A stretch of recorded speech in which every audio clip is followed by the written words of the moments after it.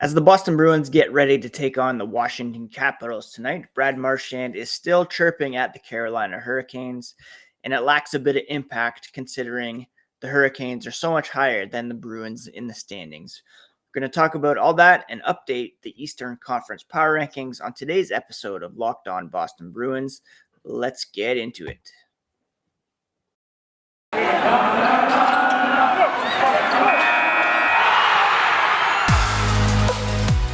You're Locked On Bruins, your daily podcast on the Boston Bruins. Part of the Locked On Podcast Network, your team every day.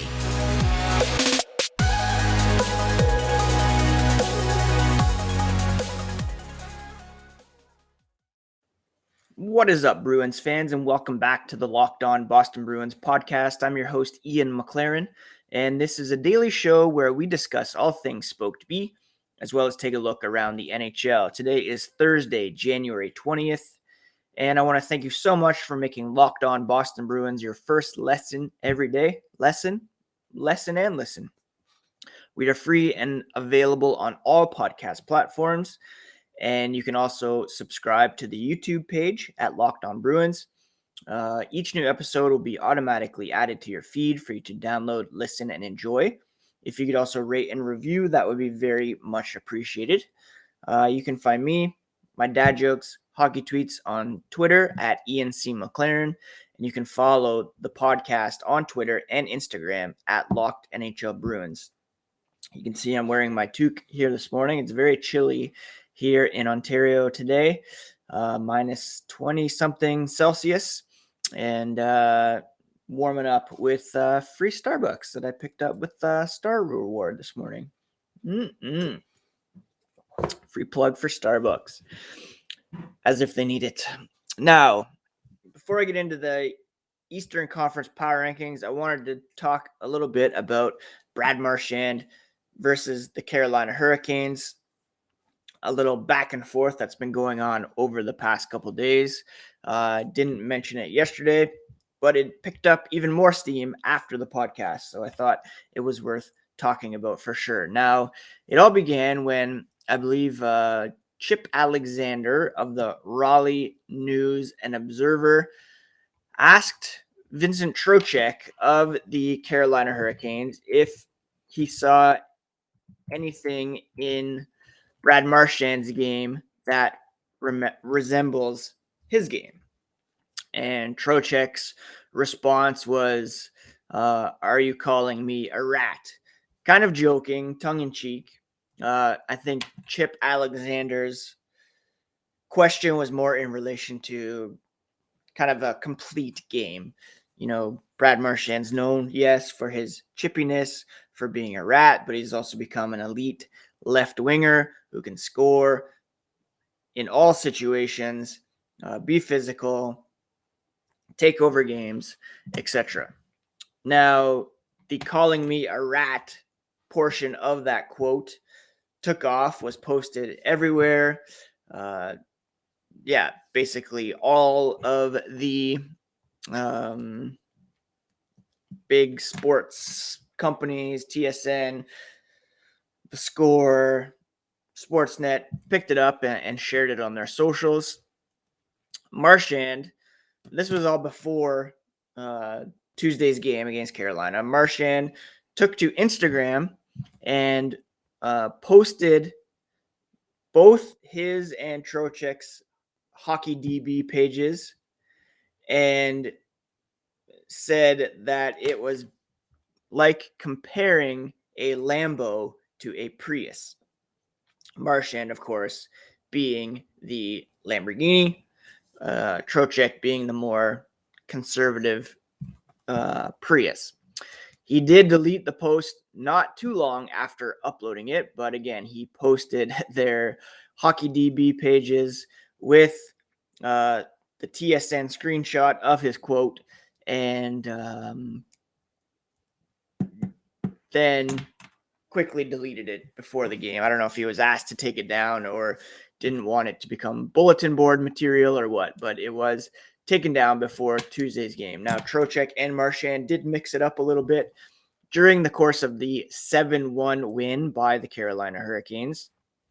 The Hurricanes posted Trocheck hitting Brad Marchand at one point, and referenced the Lambo and the Prius, and then they tweeted the picture of, or a gif of, Trocheck hitting Marchand. Never seen a Prius total a Lambo before. And then later they posted another result from the game saying L stands for Lamborghini. That with the 7-1 score from the game the other night. Now Marchand, not one to let it fester, or not one to let kind of those barbs lie. He responded, "You're still the reason we pay 20% in escrow." Now, for those of you who are wondering what exactly that means, it is a reference to the fact that basically players, based on the collective bargaining agreement, have to put some money aside from their contracts in order to compensate for lack of hockey-related revenue. Marchand was kind of digging at Carolina being a smaller market team. They're ranked 27th on the Forbes most valuable NHL teams list. Their attendance, not always the greatest. It's a bit better this year, but that's relative to right now. They're ahead of teams like Montreal and Toronto, but that's because those teams have had to play in front of empty arenas due to COVID-19. So Marchand kind of cracking back at that. And it's hilarious. I love Brad Marchand's Twitter account. He just puts out banger after banger, and is not afraid to, chirp, mix it up with fans, players, obviously, being Trocheck, team accounts, obviously. He tweeted to the NHL and the PA at the end of December about the decision not to go to the Olympics. And it's very entertaining for sure when he does clap back. Now, it loses a bit of steam for me because the Carolina Hurricanes did, of course, beat the Bruins by a score of 7-1 the other night.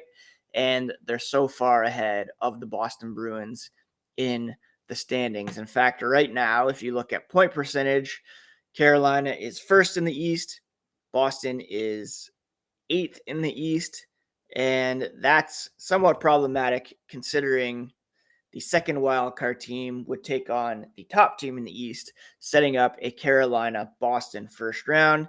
Carolina has beaten the Bruins both times they've played this season, and have a, I believe, 10-1 differential when it comes to goals scored in those two games. So, yes, Marchand hilariously clapping back at the Hurricanes, taking offense to Trocheck's somewhat taken out of context comments, and the best response is on the scoreboard. The Bruins and Hurricanes, I believe, will play one more time this regular season. That is scheduled for February 10th. As part of a, the remade schedule, which we'll talk about a little bit later. But again, hilarious, but loses a bit of steam for me because of the result the other night. And Carolina's pretty much owned Boston this season, as they have with many teams. And we'll get into the Eastern Conference power rankings here in a moment. But before we do, BetOnline would like to wish you a happy betting new year as they continue their march to the playoffs and beyond. It remains your number one spot for all the best sports wagering action in 2022. They have a new updated desktop and mobile website. To sign up today and receive a 50% welcome bonus on your first deposit by using promo code LOCKEDON. The football playoffs are going strong. Basketball, hockey, boxing, UFC. They even have some of your favorite Vegas casino games. Don't wait to take advantage of all the amazing offers available for 2022. BetOnline is the fastest and easiest way to wager on all your favorite sports, and it's where the game starts. I want to thank you again for making Locked On Boston Bruins your first listen every day, free and available on all podcast platforms as well as on YouTube. So please do smash that subscribe button. Each new episode automatically added to your feeds for you to download and enjoy. If you could also rate and review, that would be very much appreciated. Now, longtime listeners of the podcast will know that I usually do the Atlantic Division power rankings every week because the Atlantic is pretty evenly split with the top 4 teams and the bottom 4 teams. I've expanded that to the Eastern Conference because it looks as though the Bruins will be a wild card team this season and likely to face a Metropolitan team in the first round. Well, perhaps not likely, but it's definitely possible that they will do so. The bottom teams pretty well established right now: Montreal, Ottawa, Buffalo. Montreal hiring a new general manager the other day. They want to become a faster team. It's going to take some time for them to get back on track. Ottawa is a bit better this year, still building, as are the Sabres. Then you have the Devils, Flyers, Blue Jackets, all under 500 when it comes to point percentage. One team I'm a little worried about is the New York Islanders. They're 13-13-6 through 32 games. They're 7-2-1 over their last 10. A very rough start for them, but we always know that they exceed expectations, and they could be a team that disturbs, although they are 14 points back of the Boston Bruins, although they do have 4 games in hand. Detroit, 512 point percentage, 5 points back of the Bruins, but the Bruins have 4 games in hand on them. So that brings us to the top 8. Right now, the Bruins are in 8th in terms of points and point percentage. They are 5 points back of the Maple Leafs and the Penguins. They have a game in hand on Toronto, 2 games in hand on Pittsburgh. Point percentage wise, 639 compared to 671 for the Penguins, 689 for the Maple Leafs. They're actually most are closest to the Capitals, who are at 662 when it comes to point percentage. So Boston's in 8th, Washington in 7th, Pittsburgh 6th, Toronto 5th, and then you have the Rangers, Tampa, Florida, and Carolina, all at 700 or better in terms of point percentage. The Rangers erased a 3-1 lead against the Maple Leafs last night. The Leafs, I believe, have had 3-1 leads in 4 of their last 5 games, and they've blown it each time. I didn't realize the Bruins were actually that close to Toronto. Again, 5 points back, but with only 1 game in hand. Carolina, clearly the top team in the Eastern Conference, 750 point percentage, a plus 45 goal differential. They do trail in points. They're 4th in terms of total points right now. Tampa in 1st at 59. Florida has 57. The Rangers at 56. And the Hurricanes at 54. But they have games in hand on all of those teams and really rolling at the moment. If the playoffs were to start right now, based on point percentages, the Bruins and Hurricanes would face off in the opening round of the playoffs. We all know the Bruins did beat them pretty handily a couple years ago in the bubble, but the Hurricanes are much improved. The Bruins not quite the team that they were heading into the bubble as the President's Trophy winners in that one. Looking at the underlying numbers, the Bruins right now are 3rd in the NHL in shot attempt differential behind Florida and Carolina. When it comes to shot attempt differential, they're first in the NHL. Expected goal differential, the Bruins are also first. And when it comes to high danger chance differential, the Bruins are second to the Tampa Bay Lightning. So incredibly strong underlying numbers for the Boston Bruins. Their shooting percentage is still a bit low at 5-on-5. They rank 27th in that category. Goaltending, they rank, let's see here. The goaltending isn't too bad. Well, it's 24th right now when it comes to 5-on-5 play. So their PDO right now, which is adding up their shooting percentage and their save percentage, is 98.6, which is 29th in the NHL, meaning if they get a bit better goaltending from the tandem of Rask and Ullmark, which we expect, if they get a bit more puck luck, shooting wise, or increased, that has been regressing to the mean over the past few weeks, then they should improve as well. And I do believe the Bruins look more like the team that began the year than the team that lost to Carolina by a wide margin the other night.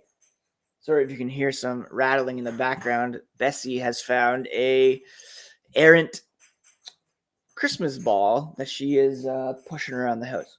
Excuse me. If she comes closer, I'm just going to grab it from her. Anyways, so the Bruins right now, 8th in the Eastern Conference, trying to overcome that slow start. Obviously, they have started off the year in fine fashion. They are 8-2 over their last 10 games. Here we go. Sorry, got that Christmas ball that Bessie was pushing around. Anyways, yeah, so they're 8-2 over their last 10 games. A game against Washington tonight. Again, they are pretty close to Washington in terms of point percentage, 662 for the Capitals, 639 for the Bruins. The Capitals will be without Dmitry Orlov, who's suspended. They have a couple guys in COVID protocols. Based on our Locked On power rankings, the Bruins are 14th in the NHL. Panthers first, Canes second. I had the Bruins, I believe, 11th because of, their recent play. I think they're better than the Predators, who are in 9th, according to Locked On hosts. I had them over the Predators because of the game on the weekend that the Bruins won. But again, the Bruins still have a lot of work to do. Rask still working to get up to peak form. Again, he didn't have those AHL starts to help in that respect. And again, going back to the earlier chat about Brad Marchand, if the Bruins are going to chirp, if he's going to get into it, then they need to back it up on the ice. They didn't do that against the Hurricanes. They're still 8th in the East. I don't think they're in danger of dropping out of the playoffs. It would take quite a collapse or quite a miracle, Andrew Hammond-esque, for a team to jump back up. But it's still a grind for the Bruins, and they still have a lot of work to do in order to prove that they belong in a conversation among the top teams in the NHL: Florida, Carolina, Tampa, Colorado, even the Rangers among them. Now, before we wrap up today, I wanted to touch on Willie O'Ree after he was honored by the Bruins the other night with his number 22 being retired. The United States House of Representatives passed a bill to award him the Congressional Gold Medal, which is Congress's highest expression of national appreciation for distinguished achievements and contributions by individuals or institutions. Willie said, "Receiving the Congressional Gold Medal is simply one of the greatest honors of my life. There are no words to describe how special the last few days have been. With the Boston Bruins retiring my number and the U.S. Congress voting for this amazing recognition, We'll always be humbled and grateful to be a recipient of this medal, especially thankful to everyone who worked so hard to make this moment happen. Bruins owner Jeremy Jacobs added, on behalf of the entire Bruins organization, we're thrilled that Congress has recognized Willie's trailblazing contributions to hockey, both on and off the ice, and are proud to have supported the effort. He rightfully deserves a place in U.S. history, and the Congressional Gold Medal is a fitting honor for this remarkable man.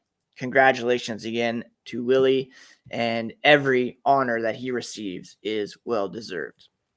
Now, the NHL on Wednesday announced a revamped schedule that will replace the Olympic break and to make up games that were postponed in the early stages of the season. Originally, the Bruins were to host the Seattle Kraken on Tuesday, February 1st. The Olympics were to happen, and then they would visit the Kraken on the 24th to resume the regular season schedule. They now have 7 games in between those two dates. Home game against Pittsburgh on the 8th. The Hurricanes on the 10th they will host. They'll travel to Ottawa twice, the 12th and the 19th, to take on the Senators. I was supposed to go to one of those games over the holidays. Don't know if I'll be able to make it this time around. They'll go to New York to play the Islanders and the Rangers the 15th and the 17th. And then they host the Colorado Avalanche on February 21st, which must be a holiday down there because it's an afternoon game. Is it a holiday in the United States? I know up here it is Family Day. I guess it's President's Day. So it'll be a matinee affair against the Colorado Avalanche on President's Day. We also get that off up here. It's called Family Day in Ontario. So I'll be able to watch that as well. So a jam-packed schedule for the Bruins in February. And all down the stretch, it's going to be incredibly busy. Of course, they only had 26 games before 2022. And they'll have a bunch jammed in here in through the rest of January into February, March, and April. After tonight's game, they host the Jets on Saturday, the Ducks on Monday, and then they go west to take on the Avs, Coyotes, Stars before coming home to take on the Kraken. There'll be a bit of a break over the All-Star break before this revamped schedule picks up. Of course, just check the website or subscribe to the calendar version of the schedule like I do, and it's right on my phone. Anyways, that is it for today's episode of Locked On Boston Bruins. I hope you are all having a fine week, almost the weekend, which is great.